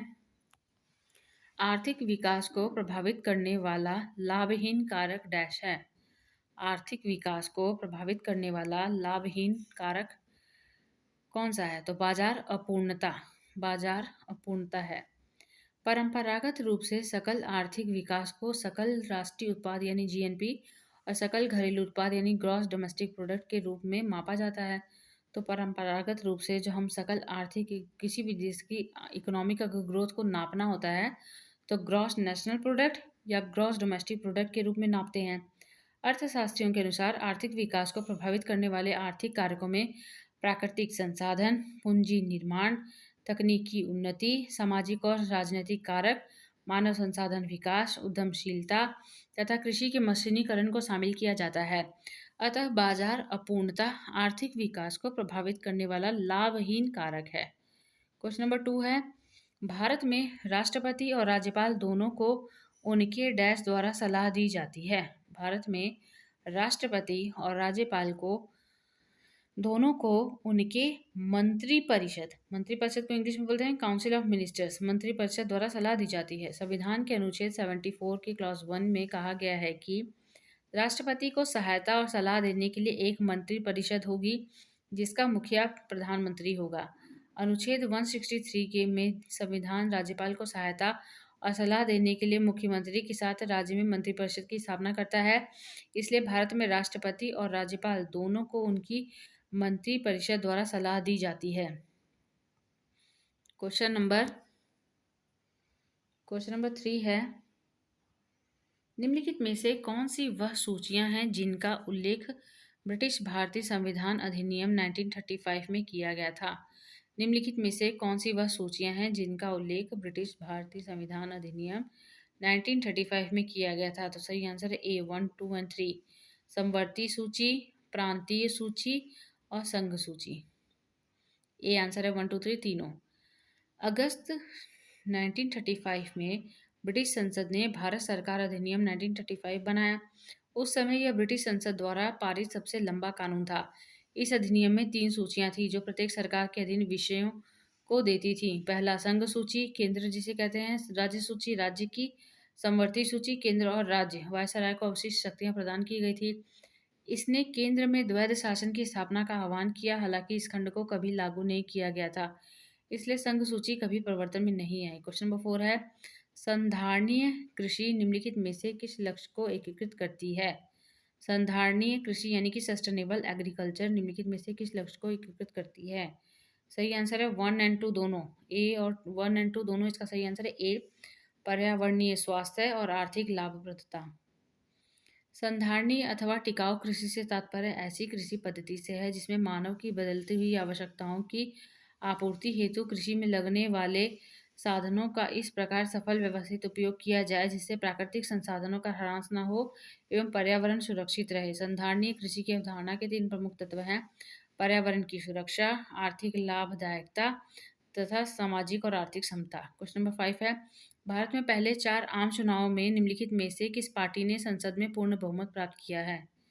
भारत में जो पहले 4 आम चुनावों में निम्नलिखित में से किस पार्टी ने संसद में पूर्ण बहुमत प्राप्त किया है? सही आंसर है भारतीय राष्ट्रीय कांग्रेस।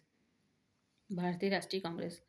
भारत के पहले 4 आम चुनाव में भारतीय राष्ट्रीय कांग्रेस ने संसद में पूर्ण बहुमत प्राप्त किया है। भारतीय राजनीति में सन 1952 प्रथम आम चुनाव से सन 1967 चतुर्थ आम चुनाव तक का काल कांग्रेस वर्चस्व का काल था।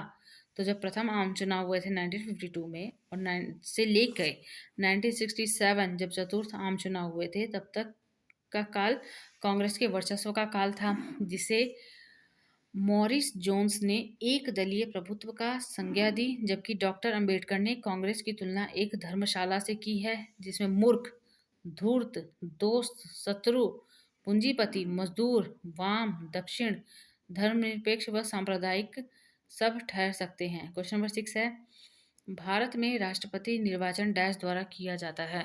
भारत में राष्ट्रपति का निर्वाचन डैश द्वारा किया जाता है। तो इसका सही आंसर है निर्वाचन गण के सदस्य, निर्वाचक गण के सदस्य। सही आंसर है सिक्स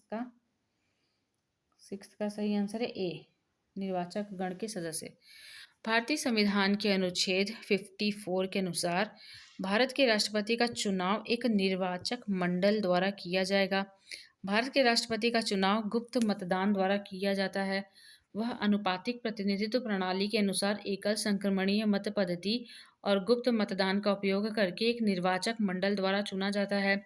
निर्वाचक मंडल निम्नलिखित सदस्यों से बनता है: पहला, संसद के दोनों सदनों के निर्वाचित सदस्य, संसद के दोनों सदनों के निर्वाचित सदस्य। दूसरा, राज्यों की विधानसभाओं के निर्वाचित सदस्य। और केंद्र शासित प्रदेशों दिल्ली और पौंडुचेरी विधानसभाओं के निर्वाचित सदस्य। ये कब से जुड़ा है? 17वें संविधान संशोधन अधिनियम 1992 द्वारा। क्वेश्चन नंबर 7 है, भारतीय जनता पार्टी यानी कि भाजपा के संदर्भ में निम्नलिखित में से कौन सा कथन सही नहीं है? कौन सा कथन सही नहीं है? पहला कथन है, राष्ट्रीय जनतांत्रिक गठबंधन एनडीए के एक प्रमुख सदस्य के रूप में भाजपा 2014 से केंद्र सरकार का नेतृत्व कर रही है। सही है। अटल बिहारी वाजपेयी इसके पहले अध्यक्ष थे। ये भी सही है। भाजपा का गठन 1990 में हुआ। ये गलत है, 1980 में हुआ था। तो भाजपा का गठन 1980 में हुआ था। यही सी कथन गलत है क्योंकि यहाँ 1990 दे रखा है। डी है, इसकी जड़ें भारतीय जनसंघ तक जाती हैं। ये भी सही है कि इसकी जड़ें भारतीय जनसंघ तक जाती हैं। भारतीय जनता पार्टी भारत के प्रमुख राष्ट्रीय राजनीतिक दलों में से एक है। भाजपा की स्थापना 1980 में दोहरी सदस्यता के मुद्दे पर जनता पार्टी में विभाजन के परिणामस्वरूप हुई थी। 1980 में इसकी स्थापना के समय अटल बिहारी वाजपेयी पार्टी के पहले अध्यक्ष बने। गठन के बाद 1984 के लोकसभा चुनाव में भाजपा को केवल 2 सीटें मिली। क्वेश्चन नंबर 8 है, हाउस ऑफ कॉमन्स निम्नलिखित में से किस देश से संबंधित है? हाउस ऑफ कॉमन्स निम्नलिखित में से किस देश से संबंधित है? सही आंसर है ब्रिटेन। हाउस ऑफ कॉमन्स द्विसदनीय ब्रिटिश संसद का सार्वजनिक रूप से निर्वाचित निचला सदन है। ब्रिटेन में हाउस ऑफ कॉमन्स सबसे शक्तिशाली विधायी निकाय है। इसके पास कर लगाने और विभिन्न सरकारी विभागों और सेवाओं से मद देने या धन निकालने का एकमात्र अधिकार है। क्वेश्चन नंबर 9 है, प्राथमिक क्षेत्र में डैश के जैसे आर्थिक क्रियाकलाप शामिल होते हैं? प्राथमिक क्षेत्र में डैश के जैसे आर्थिक क्रियाकलाप शामिल होते हैं? सही आंसर है वानिकी और खनन। वानिकी और खनन। प्राथमिक क्षेत्र, सही आंसर है डी, 1 और 2 दोनों। प्राथमिक क्षेत्र में वे सभी गतिविधियां शामिल हैं जिनका अंतिम उद्देश्य प्राकृतिक संसाधनों का दोहन करना है। इसमें कृषि, मछली पकड़ना, वानिकी, खनन व निक्षेप शामिल हैं। क्वेश्चन नंबर 10 है, आपदा प्रबंधन के लिए एक प्ररूपी समुदाय आकस्मिकता योजना में निम्नलिखित में से कौन से चरण शामिल होते हैं? आपदा प्रबंधन के लिए एक प्ररूपी समुदाय आकस्मिकता योजना में निम्नलिखित में से कौन से चरण शामिल होते हैं? तो प्रारंभिक जागरूकता और घनिष्ठता निर्माण, समुदाय की रूपरेखा को रेखांकित करना, कार्य बलों का क्षमता निर्माण। सही आंसर होगा इसका डी, 1 2 3 तीनों, 1 2 3 तीनों सही आंसर है डी। सामुदायिक आकस्मिक योजना में समय से पहले यह तय करना शामिल है कि आपदा तैयारियों और उनके परिणामों को कम करने के लिए की जाने वाली कार्रवाई के संदर्भ में आपदाओं से क्या किया जाए और कैसे निपटा जाए। इस योजना के अंतर्गत निम्नलिखित चरण शामिल होते हैं: प्रारंभिक जागरूकता और घनिष्ठता निर्माण, समुदाय की रूपरेखा को रेखांकित करना, कार्यबलों का क्षमता निर्माण आदि। क्वेश्चन नंबर 11 है, शरद पवार डैश के संस्थापक हैं। Sharad Pawar Rashtravadi Congress party, Rashtravadi Congress party, Nationalist Congress party के संस्थापक हैं। नेशनलिस्ट कांग्रेस पार्टी के संस्थापक हैं। कैसा क्वेश्चन पूछा है। शरद पवार राष्ट्रवादी कांग्रेस पार्टी के संस्थापक सदस्य हैं। राष्ट्रवादी कांग्रेस पार्टी एक भारतीय राष्ट्रीय राजनीतिक दल है। इस पार्टी की स्थापना नई दिल्ली में जून 1999 में भारतीय राष्ट्रीय कांग्रेस के 3 पूर्व सदस्य शरद पवार, पी.ए. संगमा और तारिक अनवर द्वारा की गई थी। केवल भारतीयों को राष्ट्रपति, उपाध्यक्ष या प्रधानमंत्री बनने की अनुमति देने की मांग के लिए उन्हें कांग्रेस पार्टी से निष्कासित कर दिया गया था। पूर्व प्रधानमंत्री राजीव गांधी की इटली में जन्मी पत्नी सोनिया गांधी के कांग्रेस पार्टी के नेता बनने के बाद यह मुद्दा उभरा। क्वेश्चन नंबर 12, एक ग्रामीण क्षेत्र में किस प्रकार की बेरोजगारी विद्यमान है। एक ग्रामीण क्षेत्र में किस प्रकार की बेरोजगारी विद्यमान है। सही आंसर है मौसमी बेरोजगारी। मौसमी बेरोजगारी, शिक्षित बेरोजगारी नहीं, केवल मौसमी बेरोजगारी। ग्रामीण क्षेत्र में जनसंख्या का दबाव बढ़ने से कृषि पर अतिरिक्त श्रम शक्ति का भार बढ़ जाता है। यदि अतिरिक्त श्रम शक्ति को कृषि कार्य से बाहर कर दिया जाए तो भी उत्पादकता पर कोई प्रभाव नहीं पड़ेगा। इस स्थिति को प्रच्छन्न बेरोजगारी की स्थिति कहते हैं। दूसरी ओर कृषि में बुवाई व कटाई के समय को छोड़कर वर्ष भर कार्य नहीं रहता। ऐसे समय ज़्यादातर किसानों के पास कोई अतिरिक्त काम नहीं रहता और बेरोजगार जैसी स्थिति में रहते हैं। इस प्रकार की बेरोजगारी को मौसमी बेरोजगारी कहा जाता है। शिक्षित बेरोजगारी शहरी बेरोजगारी की विशेषता है। क्वेश्चन नंबर 13 है, वह ब्याज दर जिस पर केंद्रीय बैंक वाणिज्यिक बैंकों को अग्रिम देता है उसे डैश कहा जाता है। वह ब्याज दर जिस पर केंद्रीय बैंक यानी सेंट्रल बैंक वाणिज्यिक बैंक यानी कॉमर्शियल बैंक्स को अग्रिम देता है यानी ग्रांट्स देता है उसे क्या कहते हैं, उसे बैंक दर कहते हैं। वह ब्याज दर जिस पर केंद्रीय बैंक वाणिज्यिक बैंकों को अग्रिम देता है उसे बैंक दर कहा जाता है। क्वेश्चन नंबर 14 है, निम्नलिखित में से कौन सी क्रेडिट नियंत्रण की गुणात्मक लिखता है। निम्नलिखित में से कौन सी क्रेडिट नियंत्रण की गुणात्मक लिखता है। कौन सी भाषा लिखी है, कौन सी विशेषता होगा क्रेडिट नियंत्रण की, कौन सी गुणात्मक वो है, कौन सा मतलब इसका इंस्ट्रूमेंट है। गुणात्मक क्रेडिट नियंत्रण का कौन सा क्वालिटेटिव इंस्ट्रूमेंट है। तो सही आंसर इसका 14 का ए क्या है, चयनात्मक क्रेडिट नियंत्रण। चयनात्मक क्रेडिट नियंत्रण क्वालिटेटिव इंस्ट्रूमेंट। बाकी खुले बाजार परिचालन, नकदी आरक्षित निधि अनुपात और सीमांत स्थायी सुविधा ये सब क्वांटिटेटिव इंस्ट्रूमेंट है। क्वांटिटेटिव। चयनात्मक साख नियंत्रण, चयनात्मक जो साख नियंत्रण है वो आरबीआई के क्रेडिट नियंत्रण की गुणात्मक यानी क्वालिटेटिव विधि है। आरबीआई द्वारा साख नियंत्रण के लिए निम्नलिखित उपकरणों का प्रयोग किया जाता है। तो मात्रात्मक यानी क्वांटिटेटिव इंस्ट्रूमेंट कौन कौन से हैं, इसके अंतर्गत बैंक दर, नकद आरक्षित अनुपात यानी कैश रिजर्व रेशियो, सांविधिक तरलता अनुपात यानी स्टैट्यूटरी लिक्विडिटी रेशियो, खुले बाजार की क्रियाएं शामिल हैं, ये सब क्वांटिटेटिव हैं। क्वालिटेटिव उपाय कौन कौन से हैं, गुणात्मक उपाय कौन कौन से हैं, इसके अंतर्गत सीमांत आवश्यकताओं, चयनात्मक ऋण नियंत्रण, नैतिक सुझाव आदि को शामिल किया जाता है। क्वेश्चन नंबर 15 है, भारतीय राष्ट्रीय लोकदल पार्टी का प्रतीक क्या है। भारतीय राष्ट्रीय लोकदल पार्टी का प्रतीक क्या है। सही आंसर है चश्मा। भारतीय राष्ट्रीय लोकदल हरियाणा में एक क्षेत्रीय राजनीतिक दल है। इसका राजनीतिक आधार मुख्य रूप से मध्य और पश्चिमी मध्य हरियाणा के पारंपरिक जाटगढ़ में रहा है। हरियाणा के राजनेता चौधरी देवीलाल ने 1996 में हरियाणा लोकदल पार्टी बनाने के अपने इरादे की घोषणा की। इसकी स्थापना अप्रैल 1998 में हुई थी, लेकिन 1999 तक इसने अपना नाम बदलकर भारतीय राष्ट्रीय लोकदल कर लिया था। भारतीय राष्ट्रीय लोकदल पार्टी का प्रतीक चश्मा है। घड़ी राष्ट्रवादी कांग्रेस पार्टी का प्रतीक है। क्वेश्चन नंबर 16 है, स्वतंत्रता के समय भारतीय अर्थव्यवस्था की निम्नलिखित में से कौन सी विशेषता सही है।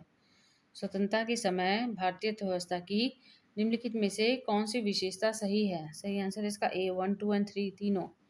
भारतीय अर्थव्यवस्था एक आश्रित अर्थव्यवस्था थी, सही है। भारतीय अर्थव्यवस्था एक आश्रित अर्थव्यवस्था थी। दूसरा है, इसमें उपनिवेशवाद और साम्राज्यवाद के सभी निशान थे, ये भी सही है। कृषि अति संकुलित थी, ये भी सही है। स्वतंत्रता के समय भारतीय अर्थव्यवस्था की निम्नलिखित विशेषताएं हैं। पहला, भारतीय अर्थव्यवस्था एक आश्रित अर्थव्यवस्था थी। दूसरा, इसमें उपनिवेशवाद और साम्राज्यवाद के सभी निशान थे।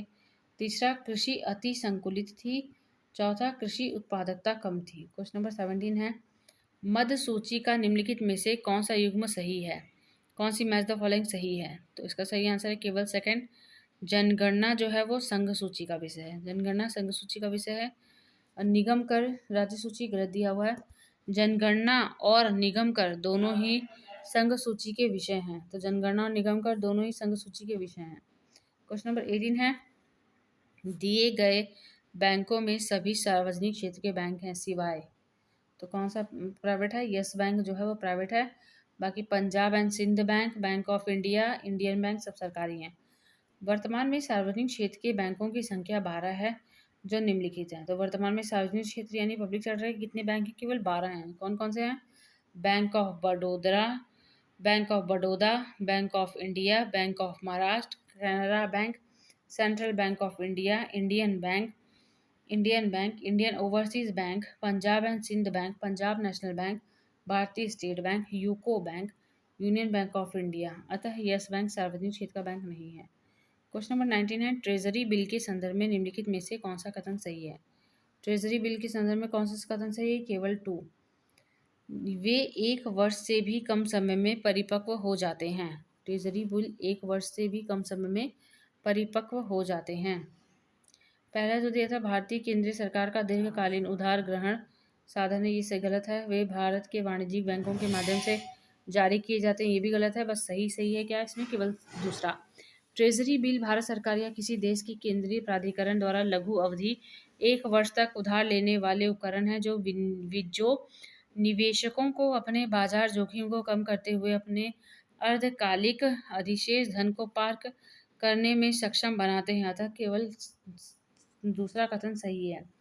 क्वेश्चन नंबर 20 है, 1960 के दशक के उत्तरार्ध से गैर कांग्रेसी पार्टियों ने केंद्र और कई राज्यों में सरकारें बनाई जो भारत में निम्नलिखित में से किस पार्टी प्रणाली की उपस्थिति को दर्शाती हैं? 1960 के दशक के उत्तरार्ध यानी बाद से गैर कांग्रेसी पार्टियों ने केंद्र और कई राज्यों में सरकारें बनाई जो भारत में निम्नलिखित में से किस पार्टी प्रणाली की उपस्थिति को दर्शाती हैं? सही आंसर है बहुदलीय प्रणाली। बहुदलीय प्रणाली, डी आंसर। 1960 के दशक तक कांग्रेस एक प्रमुख दल रही है। 1967 के विधानसभा चुनाव में इसे 8 राज्यों में गैर कांग्रेसी दलों ने हराया था। तब से गैर कांग्रेसी दलों ने कांग्रेस के अलावा केंद्र और कई राज्यों में सरकारें बनाई हैं। इसने भारत की बहुदलीय प्रणाली की उपस्थिति का संकेत दिया। भाग 5 का पहला क्वेश्चन है, अप्रैल 1963 तक नेपाल में पंचायत प्रणाली पूरी तरह से शुरू हो गई थी। इस प्रणाली के संदर्भ में निम्नलिखित में से कौन सा कथन सही है? तो अप्रैल 1963 तक नेपाल में पंचायत प्रणाली पूरी तरह से शुरू हो गई थी। इस प्रणाली के संदर्भ में निम्नलिखित में से कौन सा कथन सही है? पहला कथन क्या है? पहला कथन है, इसे राजा महेंद्र ने शाही तख्ता पलट के बाद स्थापित किया था। दूसरा है, यह दल विहीन प्रणाली थी। तीसरा है, यह 2 स्तरीय प्रणाली थी। तो इसका सही आंसर है डी, 1 एंड 2 बोथ करेक्ट। तीसरा गलत है। इसे राजा महेंद्र ने शाही तख्ता पलट के बाद स्थापित किया था, सही है। यह दल विहीन प्रणाली थी, ये भी सही है। शाही तख्ता पलट के बाद राजा महेंद्र ने नेपालियों को यह समझाने के लिए एक अभियान चलाया कि संसदीय लोकतंत्र उनकी जरूरतों और महत्वाकांक्षाओं को पूरा करने के लिए अपर्याप्त था। पंचायत लोकतंत्र की सबसे उल्लेखनीय विशेषता यह थी कि इसने एक ऐसी व्यवस्था का गठन किया जो राजनीतिक दलों से रहित थी। पंचायत प्रणाली त्रिस्तरीय प्रणाली है। बाद की सभी पंचायतें अपने सदस्य में से नीचे के स्तर द्वारा चुनी गई। गांव और नगर पंचायतें सरकार के सबसे निचले स्तर की थी। जिला पंचायत 75 विकास जिलों में से प्रत्येक के लिए दूसरी परत का गठन किया। राष्ट्रीय पंचायत सबसे ऊपरी थी। अप्रैल 1963 तक पंचायत प्रणाली पूरी तरह से कार्य कर रही थी। क्वेश्चन नंबर 2 है, नेपाल के इतिहास में पहला राष्ट्रीय चुनाव का आयोजन डैश में किया गया था। नेपाल के इतिहास में पहला राष्ट्रीय चुनाव का आयोजन 1959 में किया गया था। 1959 में किया गया था। शाही संविधान में संसदीय ढांचे के साथ एक संवैधानिक राजतंत्र की कल्पना की थी। इसने द्विसदनीय विधायिका, प्रधानमंत्री कार्यालय और मंत्रिपरिषद जैसे प्रतिनिधित्वकारी संस्थाओं की स्थापना की। इसने राजा को सभी क्षेत्रों में अप्रतिबंधित और भारी अधिकार दिया। फरवरी 1959 में पहले राष्ट्रीय चुनाव हुए और नेपाली कांग्रेस ने पर्याप्त बहुमत हासिल किया। बीपी कोइराला, मनीषा कोइराला के पापा, प्रधानमंत्री चुने गए। क्वेश्चन नंबर 3, भारत में प्रत्येक डैश वर्ष की समाप्ति के बाद एक वित्त आयोग का गठन किया जाता है। भारत में प्रत्येक 5वें वर्ष की समाप्ति के बाद एक वित्त आयोग का गठन किया जाता है। वित्त आयोग एक संवैधानिक निकाय है जो केंद्र और राज्यों के बीच कर आय को वितरित करने की विधि और सूत्र निर्धारित करता है। संविधान के अनुच्छेद 280 के तहत भारत के राष्ट्रपति के द्वारा एक वित्त आयोग का गठन किया जाता है। हर 5 साल में वित्त आयोग का पुनर्गठन होता है। नवंबर 2017 में भारत के राष्ट्रपति ने 15वें वित्त आयोग का गठन किया, जिसके अध्यक्ष NK सिंह हैं। क्वेश्चन नंबर 4 है, भारत में नगर निगम के सामान्य निकाय के पार्षदों को डैश वर्षों की अवधि के लिए चुना जाता है। भारत में नगर निगम के सामान्य निकाय के पार्षदों को 5 वर्षों की अवधि के लिए चुना जाता है। 1992 के 74वें संविधान संशोधन अधिनियम में संविधान में एक नया भाग 9A जोड़ा गया जो नगर पालिका और नगर पालिका प्रशासन से संबंधित है। भाग 9A के अनुच्छेद 243P से 243ZG में नगर पालिकाओं से संबंधित प्रावधान निर्धारित किए गए हैं। एक नई 12वीं अनुसूची को शामिल करने के लिए संविधान में भी संशोधन किया गया था। 12वीं अनुसूची में 18 विषय हैं। अनुच्छेद 243Q जो अनुच्छेद 243Q है वो नगर पालिका के चुनाव और विघटन से संबंधित है। नगर पालिका की अवधि समाप्त होने से पहले नगर पालिका बनाने के लिए चुनाव पूरा किया जाना चाहिए। क्वेश्चन नंबर 5 है, किस संवैधानिक संशोधन अधिनियम ने मूल अधिकारों से संपत्ति के अधिकार को हटा दिया था? किस संवैधानिक संशोधन अधिनियम ने मूल अधिकारों से संपत्ति के अधिकार को हटा दिया था? सही आंसर है 44वां। संपत्ति के अधिकार को 44वें संवैधानिक संशोधन अधिनियम 1978 द्वारा मौलिक अधिकारों की सूची से हटा दिया गया था। 44वां संशोधन अधिनियम जून-सितंबर 1979 से लागू हुआ। 44वां जो संविधान संशोधन अधिनियम है वो जून से लेकर सितंबर 1979 से लागू हुआ। अब संपत्ति का अधिकार एक सामान्य कानूनी अधिकार के रूप में एक नए अधिनियम के तहत अनुच्छेद 300A में रखा गया। क्वेश्चन नंबर 6 है, भारत में निम्नलिखित में से किस प्रकार के शहरी स्थानीय निकाय पाए जाते हैं? भारत में निम्नलिखित में से किस प्रकार के शहरी स्थानीय निकाय पाए जाते हैं? सही आंसर है C 1, 2 and 3। सी में क्या है? Town area committee, cantonment board, municipalities. तो टाउन एरिया कमेटी भी पाया जाता है शहरी स्थानीय निकाय में, कैंटोनमेंट बोर्ड भी पाए जाते हैं और म्यूनसिपालिटीज भी पाई जाती हैं। 1992 का 74वां संशोधन अधिनियम शहरों और कस्बों में नगर पालिका स्वशासन के विस्तार से भारत के प्रयासों में एक महत्वपूर्ण क्षण था। भारतीय संविधान का अनुच्छेद 243Q नगर पालिकाओं से संबंधित है। अनुच्छेद 243R के अनुसार नगर पालिकाओं और सभी सदस्यों की संरचना सीधे नगर क्षेत्र के नागरिकों द्वारा चुनी जाती है। शहरी सरकारों के प्रकार नगर निगम, नगर पालिका, अधिसूचित क्षेत्र समिति, town area committee, cantonment board, बस्ती, पत्तन न्यास, विशेष प्रयोजन संस्था। भारत में प्रथम नगर निगम की स्थापना 1688 में मद्रास में हुई थी। क्वेश्चन नंबर 7 है, भारतीय संविधान का कौन सा अनुच्छेद अपने नागरिकों को धार्मिक मामलों के प्रबंधन की स्वतंत्रता देता है? भारतीय संविधान का कौन सा अनुच्छेद अपने नागरिकों को धार्मिक मामलों के प्रबंधन की स्वतंत्रता देता है? सही आंसर है अनुच्छेद 26। भारतीय संविधान का अनुच्छेद 25 से लेके 28 सभी भारतीयों को धर्म की स्वतंत्रता के अधिकार की गारंटी देता है। धार्मिक मामलों के प्रबंधन के अधिकार की गारंटी भारतीय संविधान के अनुच्छेद 26 द्वारा दी गई है। यह प्रत्येक धार्मिक समूह को धार्मिक और परोपकारी संस्थाओं को स्थापित करने और बनाए रखने का अधिकार देता है। यह धार्मिक संप्रदायों को अपने धार्मिक मामलों का संचालन करने का अधिकार भी देता है। प्रत्येक धार्मिक संप्रदाय को चल और अचल संपत्ति के स्वामित्व और अधिग्रहण के साथ साथ ऐसी संपत्ति का प्रशासन करने का अधिकार भी देता है। अनुच्छेद 26 उन अधिकारों की गारंटी देता है जो सार्वजनिक व्यवस्था, नैतिकता और स्वास्थ्य के अधीन है। क्वेश्चन नंबर 8 है, भारत में संघ के लिए एक संसद में डैश होते हैं। भारत में संघ के लिए एक संसद में डैश होते हैं। सिंपल से पूछने का मतलब है कि संसद में कौन कौन शामिल होते हैं। तो सही आंसर है भारत के राष्ट्रपति भी होते हैं संसद में शामिल, राज्यसभा और लोकसभा। सही आंसर है डी, 1, 2 और 3 तीनों। भारत के राष्ट्रपति, राज्यसभा, लोकसभा। संविधान के भाग 5 अनुच्छेद 79 से 122 संसद के संगठन, संरचना, अवधि, अधिकारियों, प्रक्रियाओं, विशेषाधिकारों और शक्तियों से संबंधित है। संविधान के अनुच्छेद 79 के अनुसार संघ के लिए एक संसद होगी जो राष्ट्रपति और 2 सदनों राज्यसभा लोकसभा से मिलकर बनेगी। क्वेश्चन नंबर 9 है, निम्नलिखित में से कौन सा नगर पालिका राजस्व का एक प्रकार नहीं है। कौन सा नगर पालिका राजस्व का एक प्रकार नहीं है। सही आंसर है डिपॉजिटरी रसीद नगर पालिका राजस्व का प्रकार नहीं है, डिपॉजिटरी रसीद। टैक्स राजस्व है, सहायता अनुदान है, चुंगी है। शहरी स्थानीय निकायों के लिए प्राप्तियां आय के प्रमुख स्रोत हैं। नियत राजस्व, स्वयं के गैर कर राजस्व कर, सहायता अनुदान, ऋण, अन्य रसीदें।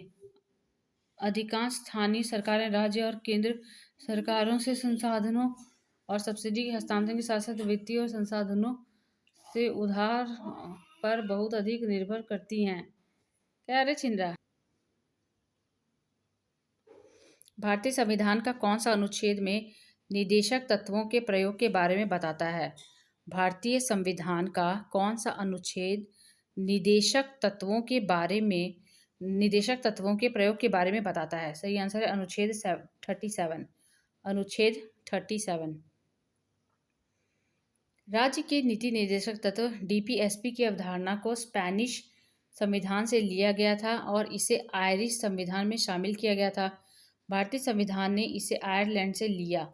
डीपीएसपी भारतीय संविधान के भाग 4 अनुच्छेद 36 से अनुच्छेद 51 तक में निहित है। अनुच्छेद 37 भारतीय संविधान के निदेशक तत्वों के अनुप्रयोग से संबंधित है। निदेशक तत्वों का उद्देश्य लोगों की सामाजिक आर्थिक निष्पक्षता सुनिश्चित करना और भारत को एक कल्याणकारी राज्य बनाना है। संविधान के अनुच्छेद 37 में कहा गया है कि निदेशक तत्व देश के शासन में मूलभूत हैं और विधि निर्माण में इन तत्वों को लागू करना राज्य का कर्तव्य होगा। तो यहाँ तक हो गए सारे क्वेश्चंस कंप्लीट।